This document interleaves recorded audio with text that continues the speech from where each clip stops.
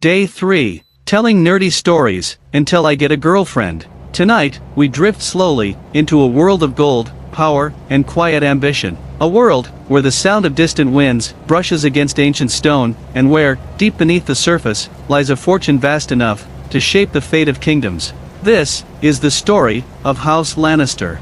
So, before we begin, gently, take a moment, relax your shoulders, let your breathing slow, and allow your mind, to wander. There is nothing you need to do right now. Know where you need to be. Only this story, unfolding, one quiet moment at a time. And if you enjoy stories like this, slow, calm, and made for rest, you can subscribe, and leave a like.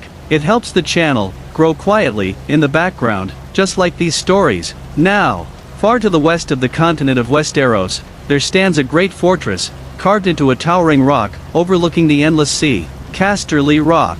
A place of silence, of echoes, and of gold. So much gold, that it has made one family, richer than all the others combined. The Lannisters. For generations, their name has been whispered, with equal parts admiration, and fear. They are not the oldest house, nor the most honorable, but they are, without question, one of the most powerful. Their sigil, a golden lion, standing proud, against a crimson field, a symbol, of strength, of dominance, and of a quiet, unyielding pride. And their words, "Hear me roar."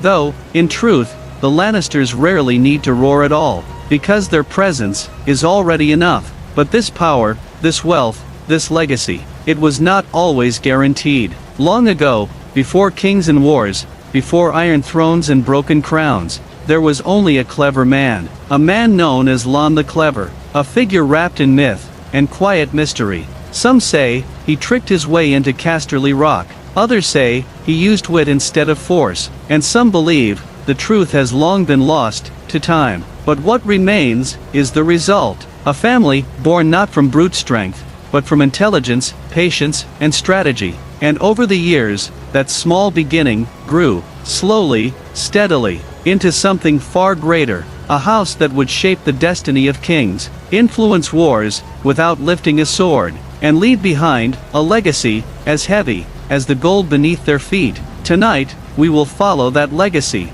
from its quiet beginnings, to its rise, its power, and eventually, its fall. But for now, there is no need to rush. Let the story, unfold slowly, like waves, against the shore, as we step, gently, into the golden world, of the Lannisters, origin of the Lannisters. Now, as the night grows quieter, and your thoughts begin to slow, we gently move further back in time, to the very beginning, of House Lannister. Long before kings sat upon the Iron Throne, before great wars divided the land, and before the name Lannister carried the weight it does today, there was only a story, a quiet legend, told in low voices, passed from one generation to the next. The story, of a man known as Lon the Clever. No one truly knows where he came from. Some say he was born into nothing, a wanderer, with no land, no gold, and no army. Others believe, he was something more, a trickster, a thinker, a man who understood the world, not through strength, but through patience, and intelligence. Because in those days, the great fortress of the West, Casterly Rock, did not belong to the Lannisters. It belonged to another family, the Casterlys, ancient, proud, and powerful in their own right. They ruled the rock, and the vast lands surrounding it, and beneath their home, deep within the stone, lay something rare and precious, gold, endless veins of gold, hidden within the mountain. A treasure so vast, it would one day shape the fate of kingdoms, but at that time, it was simply the wealth of House Casterly, untouched, unchallenged, until Lon appeared, quietly, almost like a whisper in the night. No army marched behind him, no banners announced his arrival, only a man, and his mind. The stories of what happened next, are many, and each one, more curious than the last. Some say, Lon used secret passages, hidden deep within the rock,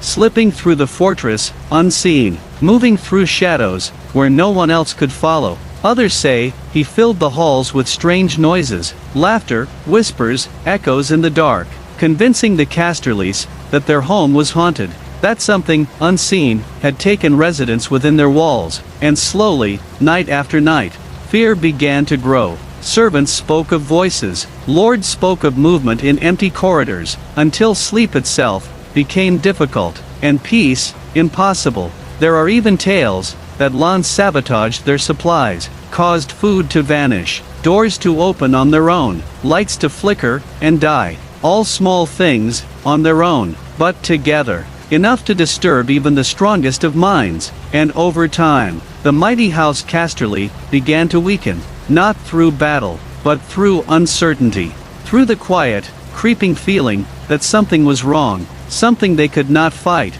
and in that uncertainty, Lann found his moment. Some say he convinced them to leave, others believe he drove them out entirely, and some stories end more darkly, suggesting the Casterly simply disappeared, their fate lost to time. But no matter which version you follow, the result remains the same. Casterly Rock became his, not through war, not through strength, but through wit, through patience, through understanding the fears and limits of others. And from that moment, Lann was no longer just a man. He became the foundation of something greater, a name, a legacy, the beginning of House Lannister. And with the rock came the gold, vast, immeasurable wealth, flowing from deep within the earth, enough to build armies, to influence kings, to shape alliances, without ever raising a sword. And as the years passed, the Lannisters grew, slowly,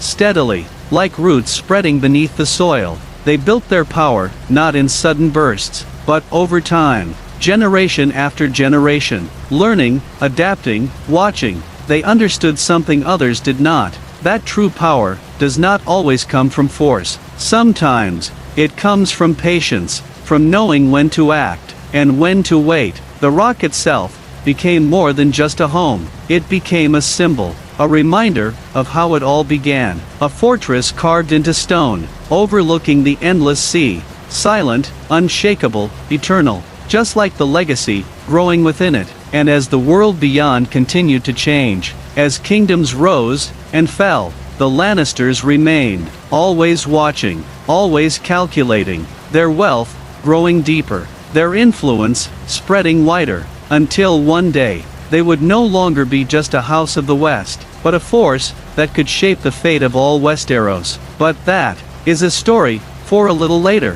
For now, just let your mind rest here, in the quiet halls of Casterly Rock, where footsteps echo softly, and the weight of gold rests beneath the stone, as the legend of Lann the Clever fades gently into memory. Now, as the quiet weight of the past settles gently behind us, we begin to see how a single story slowly becomes something far greater. Because after Lann the Clever claimed Casterly Rock, after the whispers faded, and the halls grew still once more, something new began to take shape, not all at once, not in a sudden burst of power, but slowly, steadily, like gold forming beneath the earth. The Lannisters began to grow, generation after generation, each one adding just a little more wealth, a little more influence, a little more control, and beneath them all, always, the gold. Deep within Casterly Rock, veins of shining metal stretched endlessly through the stone, quiet, hidden, yet unimaginably valuable. It was not just wealth, it was potential, because gold has a strange kind of power. It does not shout, it does not fight, and yet, it can move armies, it can change loyalties, it can reshape the world, without ever being seen. And the Lannisters understood this better than anyone. They did not rely only on swords, or banners, or brute strength. They relied on something far more subtle: influence. At first, their reach was small. The lands surrounding Casterly Rock, the hills, the fields, the villages of the West. But slowly, their presence expanded. Neighboring houses began to notice, at first, with curiosity, then, with caution, because where the Lannisters walked, gold seemed to follow. Trade routes began to shift. Merchants preferred their lands. Opportunities gathered around them, like rivers, slowly changing course. And with every passing year, their control over the western lands deepened. They built alliances, not always through trust, but through necessity. Some houses chose to stand beside them, drawn by the promise of prosperity. Others had little choice, because refusing the Lannisters often meant being left behind, left out of trade, left out of opportunity, left out of the quiet systems of power forming around them. And so, one by one, the banners of the West began to align, not through conquest, but through something quieter, something more enduring: dependence. The Lannisters became a center, a point around which everything else began to turn, and all the while, their wealth continued to grow. Mines expanded deeper into the rock. New veins of gold were discovered, endless, shining, untouched. The kind of wealth that did not fade with time, but only increased. And with that wealth came options, choices, possibilities that other houses simply did not have. They could fund armies without strain, support allies without hesitation, recover from losses without consequence. Where others had limits, the Lannisters had reserves, hidden, waiting, beneath the stone. And slowly, this began to change how others saw them. They were no longer just another noble house. They became something else, a constant, a presence that could not easily be challenged, because even if you won a battle against them, you could not outlast them. Their strength was not just in soldiers, but in endurance, in the ability to continue long after others had fallen. And so, their reputation grew across the West and beyond. Stories began to spread of their wealth, of their influence, of the golden lion that watched silently from the rock. And with reputation came power, not the loud kind, not the kind that demands attention, but the quiet kind, the kind that changes decisions before they are even made. Kings and lords and rulers from distant lands began to take notice, because no matter how far away you were, the reach of gold could always find you. Debts could be paid, armies could be hired, alliances could be secured, and often, the Lannisters were at the center of it all, not always visible, but always present, like a quiet force beneath the surface. And as time passed, their influence stretched further still, beyond the West, into the politics of the greater realm. They learned the language of power, not just in battle, but in conversation, in negotiation, in knowing exactly when to speak, and when to remain silent, because silence can be just as powerful as action, and patience, even more so. The Lannisters did not rush, they did not overextend, they waited, they observed, they allowed the world to move, and then, gently, they adjusted it, just enough, to favor themselves. And slowly, almost imperceptibly, they became one of the most important houses in all of Westeros, not through a single great victory, but through countless small decisions, each one carefully placed, like pieces on a board. And over time, those pieces formed a pattern, a structure, a system of influence that was difficult to escape, because by then, so many depended on them, so many relied on their gold, their support, their stability, that removing the Lannisters would have meant disrupting everything. And so, they remained firm, unshaken, and ever-present. Their banners flew proudly over the West. Their name carried weight across the land, and their symbol, the golden lion, became more than just an image. It became a warning, a reminder, that power does not always need to be loud. Sometimes, it simply needs to be inevitable. And in the quiet halls of Casterly Rock, generation after generation of Lannisters continued to build upon what came before, expanding their reach, refining their strategies, perfecting the delicate balance between wealth and control, until eventually, their influence would reach the very heart of the realm itself, the capital, the throne, the center of everything. But that moment still lies ahead.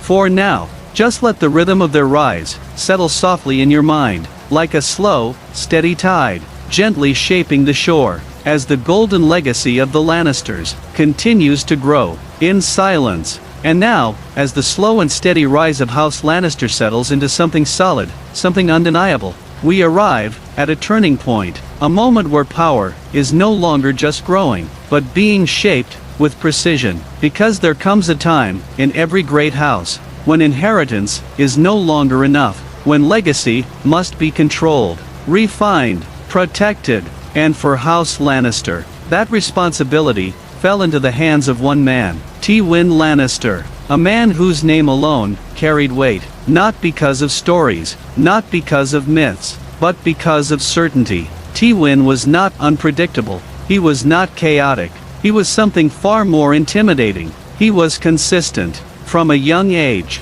he observed everything, the behavior of other houses, the weaknesses in leadership, the subtle cracks that form when power is taken for granted. And he learned, quietly, patiently, that power is not lost all at once. It fades, slowly, through carelessness, through emotion, through hesitation. And Tywin decided, very early, that his house would never fall that way. When he took control of House Lannister, the foundation was already strong. Gold, influence, reputation. But in Tywin's eyes, that was not enough. Because strength without discipline is temporary, and Tywin sought something permanent. His leadership was not loud. He did not need to shout orders. He did not need to prove authority, because everything about him already made it clear. The way he spoke, calm, measured, controlled. The way he listened, never interrupting, never rushing. And most importantly,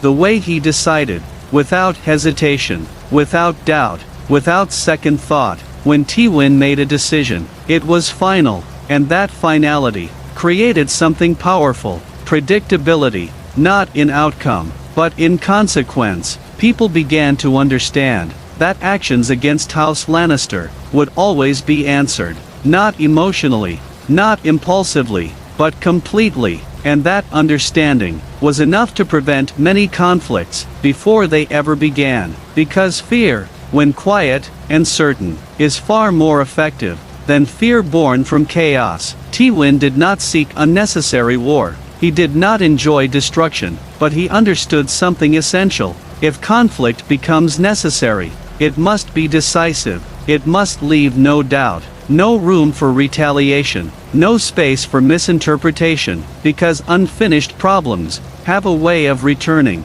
and Tywin never allowed that. He approached challenges like a strategist, like someone playing a long game, where every move must serve a purpose. He observed first, he calculated, he considered outcomes, not just the immediate result, but the consequences years into the future. And only then did he act, and when he acted, it was precise, clean, and final.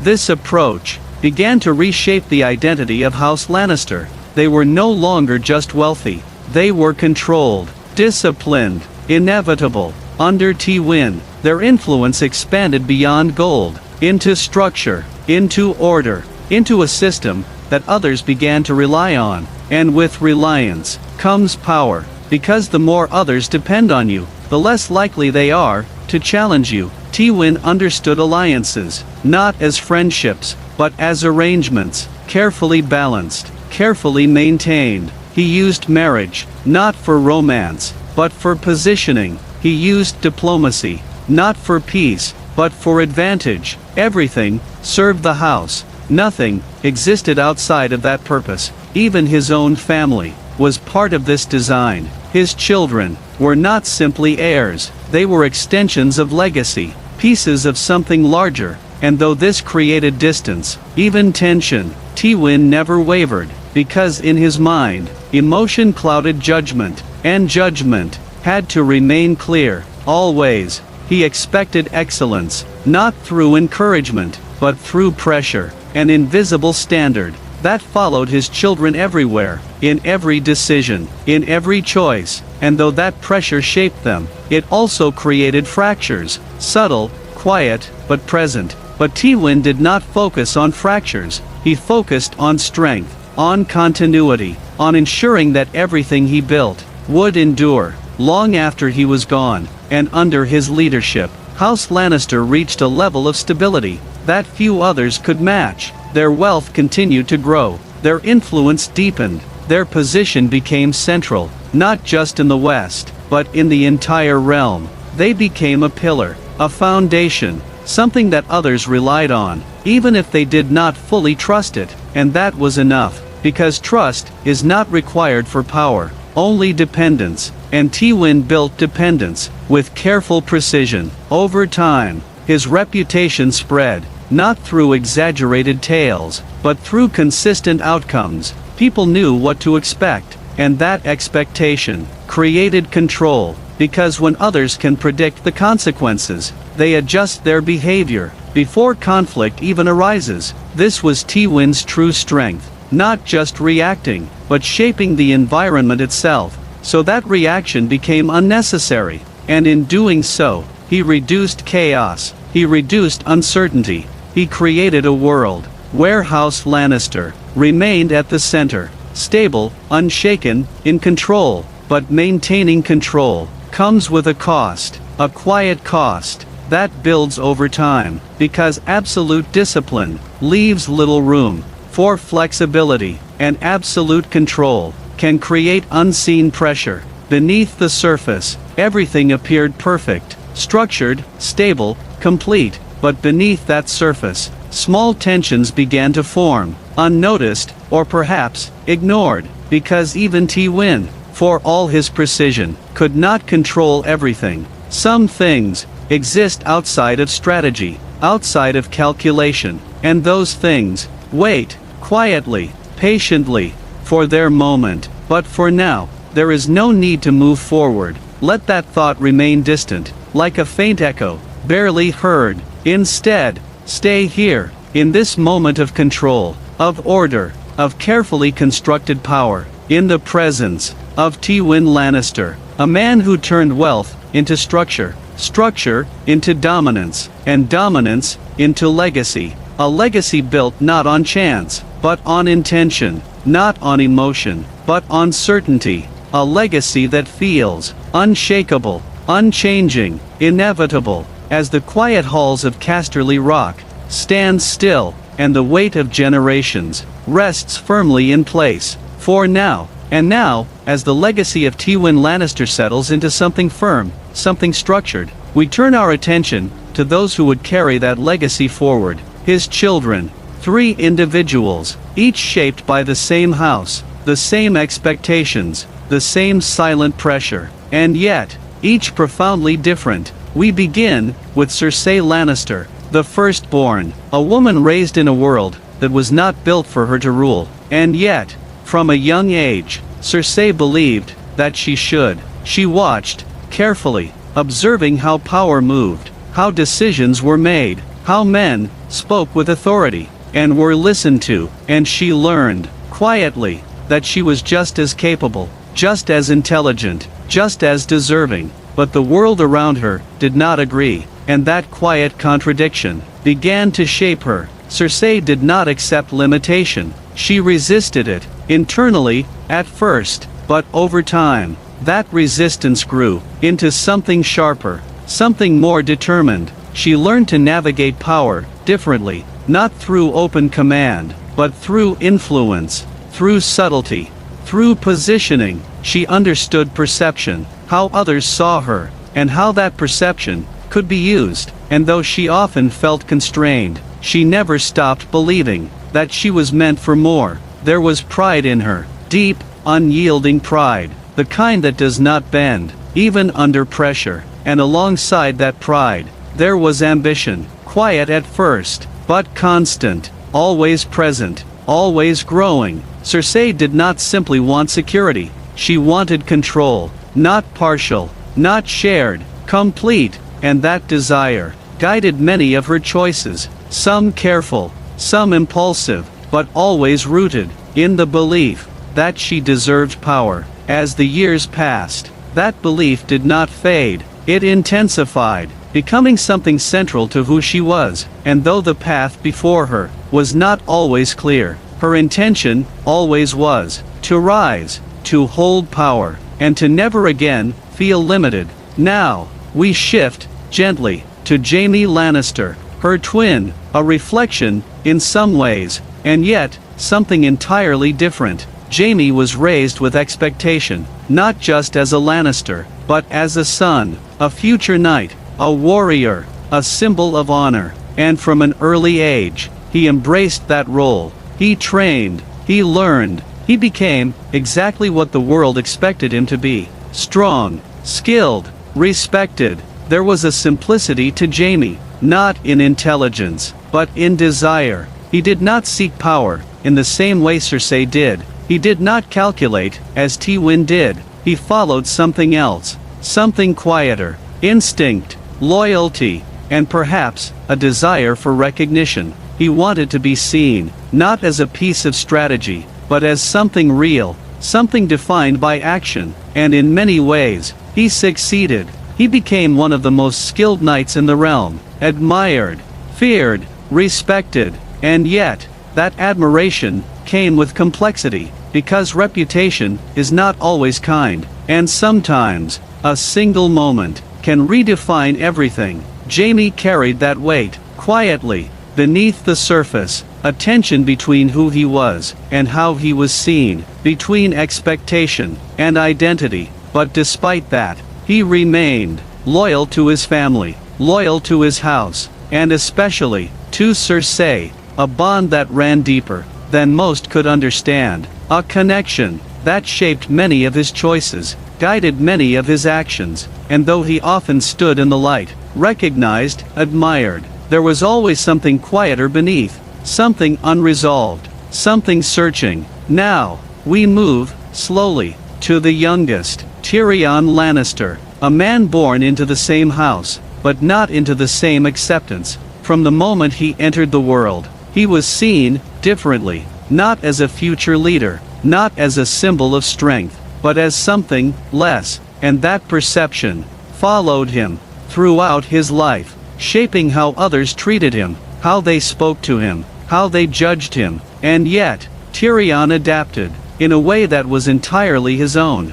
He understood early that he would not be valued for strength or appearance, so he turned to something else: his mind, sharp, observant, and precise. Tyrion learned to listen, to watch, to understand the patterns of people, their motivations, their weaknesses, their desires, and through that understanding, he found his place, not at the center, but just beside it, close enough to see everything, far enough to remain underestimated. And in that position, he became something dangerous, because those who are underestimated often see the most. Tyrion developed a different kind of power, not through fear, not through dominance, but through knowledge, through timing, through knowing exactly when to speak, and when to remain silent. There was a quiet resilience in him, a strength not immediately visible, but deeply rooted. He carried rejection, not by denying it, but by understanding it, by transforming it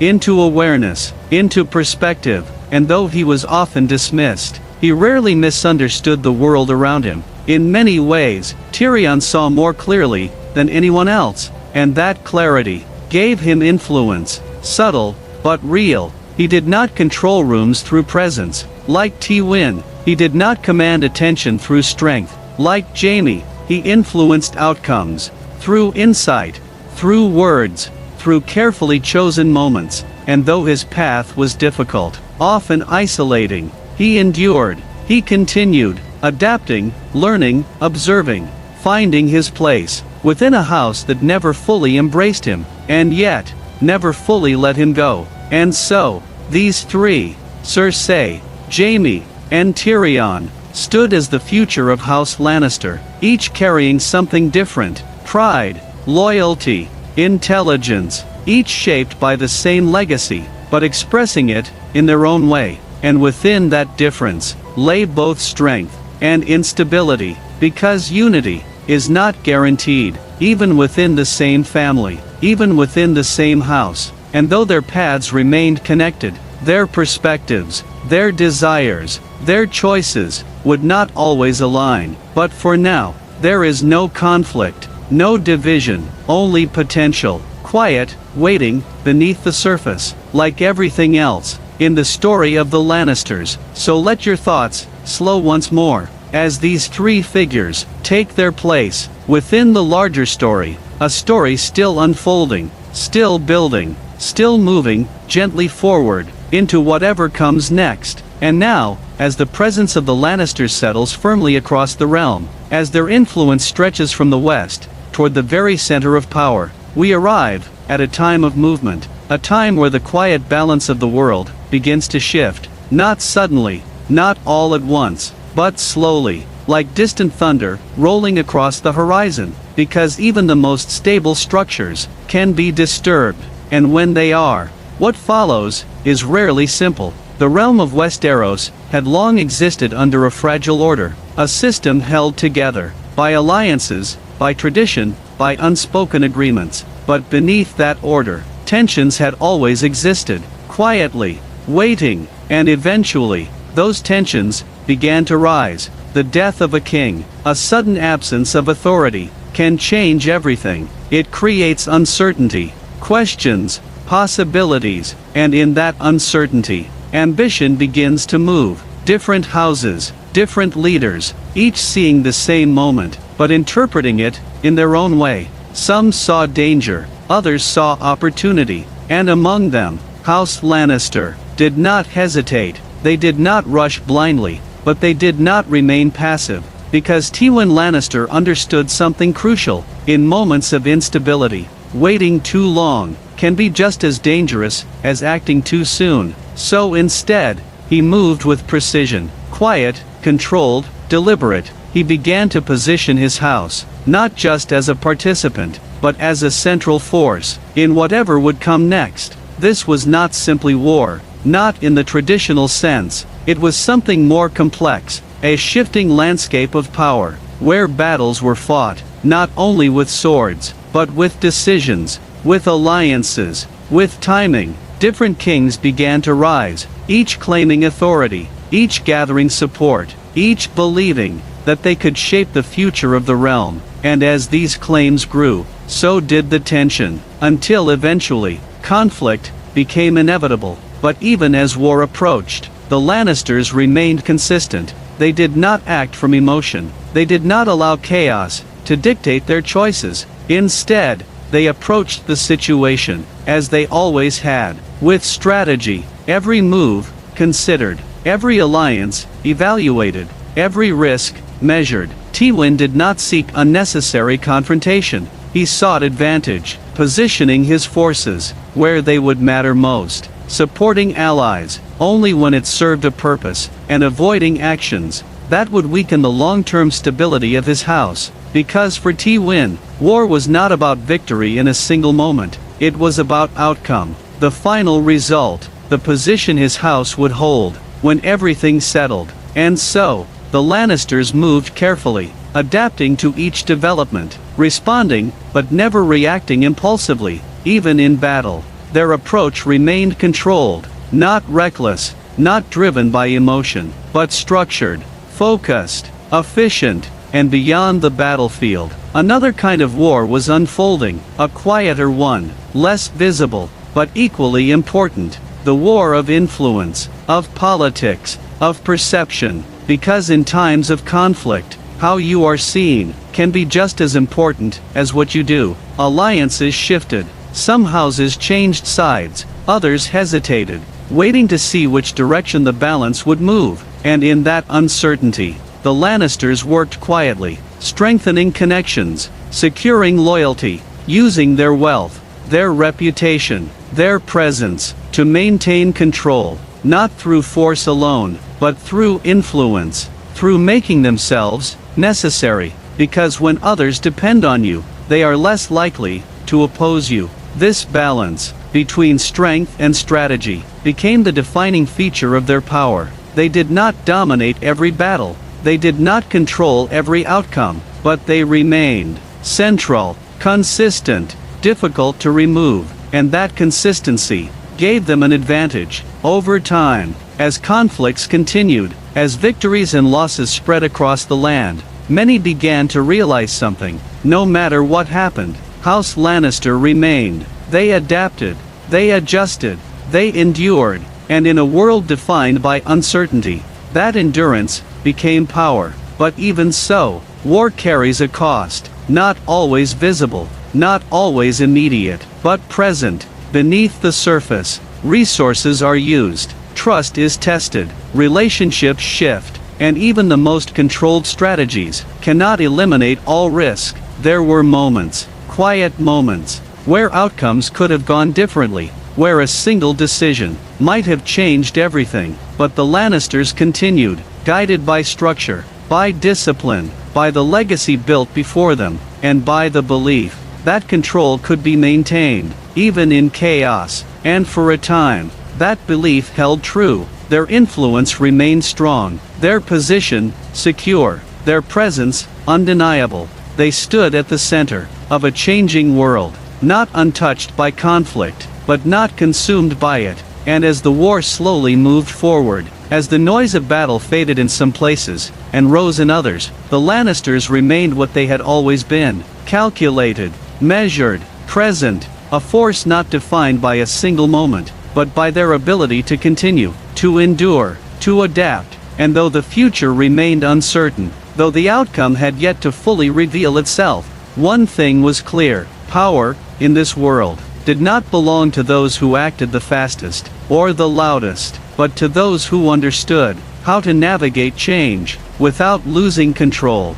and in that understanding, House Lannister remained exactly where it had always aimed to be, at the center of power, of influence, of the quiet, unfolding story that continued, step by step, toward whatever would come next. And now, as the echoes of war begin to fade, as the noise of conflict slowly dissolves into silence, we arrive at a quieter moment, a heavier one, because not all endings are loud. Some happen in silence, in shadows, in a single moment that changes everything. For House Lannister, that moment came with the fall of Tywin. It did not happen on a battlefield. There were no armies, no banners, no grand speeches, only a quiet room, dimly lit, and a man who had built everything. Now, alone, Tywin Lannister, the architect of power, the man who turned gold into dominance, structure into control, certainty into legacy, met his end, not through strategy, not through calculation, but through something far more personal, something he could not fully control. And with that, everything began to shift, because Tywin had been more than a leader. He had been the center, the force holding everything in place, the silent weight that kept the structure from moving. And when that weight disappeared, the balance began to change. At first, subtly, almost unnoticeable, the rock still stood, the gold still flowed, the banners still flew, but something was different. The certainty was gone. In its place, there was something quieter, less defined, a sense of uncertainty that slowly began to spread, because without Tywin, there was no single guiding force, no steady hand, no absolute control, and in that absence, the cracks began to show, small at first, barely visible, but real, very real. Cersei, now closer than ever to power, sought to take control, to step into the position she had always believed was hers, and in many ways, she succeeded. She held authority, she made decisions, she shaped outcomes, but her approach was different. Where Tywin had been measured, Cersei was reactive. Where he had been patient, she was urgent. And though her ambition was strong, her control was not the same, because control is not just about power, it is about stability, about knowing when not to act, and in that difference, the structure began to weaken. Decisions were made, quickly, sometimes without full consideration, alliances strained, trust shifted, and slowly, the influence that had once been so carefully built, began to loosen, not all at once, not dramatically, but gradually, like something slowly slipping out of place. Jaime, too, had changed. The man who once followed instinct, who moved with certainty in action, now found himself questioning, reflecting, looking inward, rather than outward, and in that reflection, his role began to shift. He was no longer simply the warrior, the symbol, the extension of Lannister strength.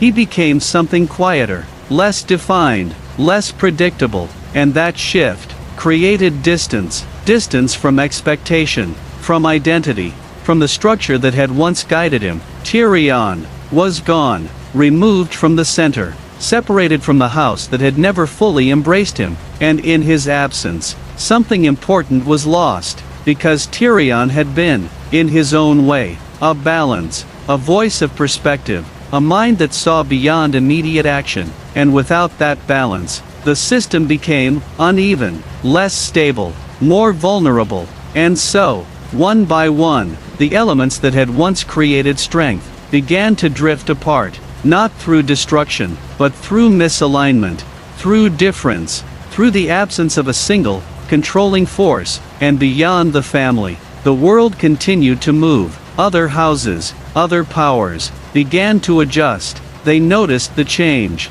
the subtle shift, in the presence of the Lannisters, and where once there had been certainty, there was now hesitation, and hesitation invites challenge. The influence that had once held everything together began to weaken. Alliances no longer felt as secure. Decisions no longer carried the same weight. The quiet authority that had once defined House Lannister began to fade, and in its place, there was effort, strain, attempts to maintain control, rather than simply holding it, because maintaining power is far more difficult than building it, and without Tywin, the foundation itself felt different, less solid, less certain, and over time, that difference became clear. The house still stood, the name still carried meaning, but the presence, the quiet dominance, the inevitability, was no longer the same. It had softened, not completely,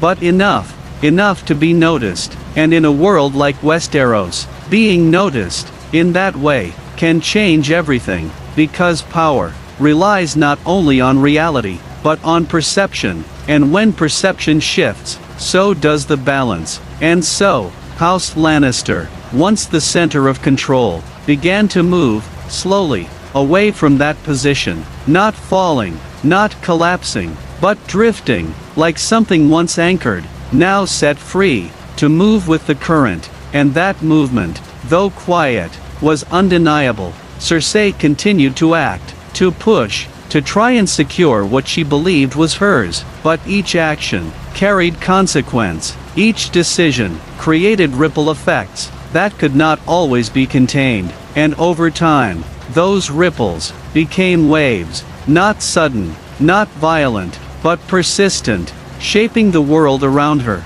in ways that could not be easily reversed. Jaime continued his own path, moving further from expectation, further from the identity that had once defined him, and in that movement, the unity of the house weakened further, because unity requires alignment, and alignment was no longer present, and so, the great house of the West, once defined by structure, by discipline, by control, entered a new phase, one of uncertainty, of quiet instability, of gradual change, and though the gold remained, though the rock still stood, though the lion still flew proudly on crimson banners, the essence, the core, had shifted, because in the end, power is not just what you have, it is what you can maintain, and maintenance requires more than strength, it requires balance, it requires unity, it requires something that cannot always be forced, and without it,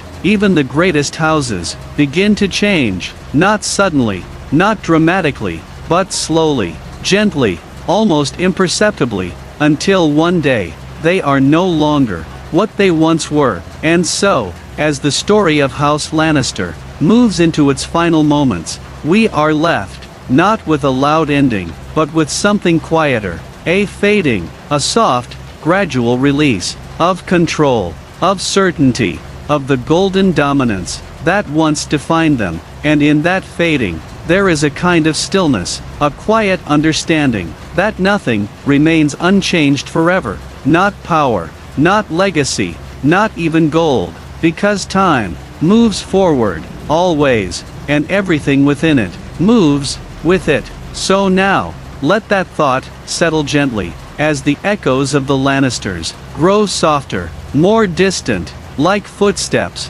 fading down a long, empty hall, and as the weight of their story begins to lift, there is nothing left to do, nothing left to follow, only the quiet, only the calm, only the slow, steady silence that remains. And now, as the story gently comes to an end, there is nothing left to follow, nothing left to understand, only the quiet that remains. The rise, the power, the fall, all of it now feels distant, like something remembered, but no longer held.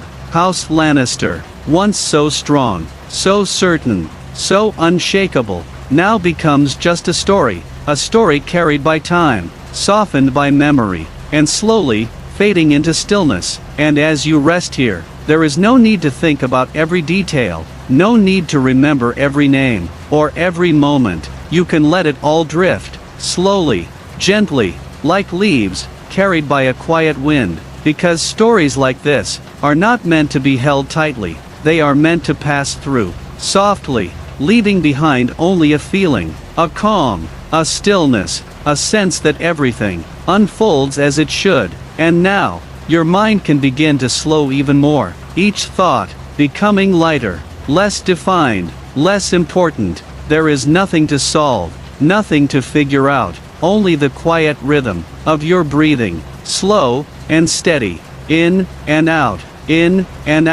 like waves touching the shore, and then retreating again and again. And with each breath, you can let go just a little more. Let go of tension, let go of noise, let go of everything that feels heavy, until all that remains is a soft, comfortable stillness. The story is over, and you are safe, resting, floating, drifting. There is nowhere else to go, nothing else to do, only this moment, calm, quiet, and complete. And as the last echoes fade into silence, you can simply allow yourself to rest, to drift, to sleep,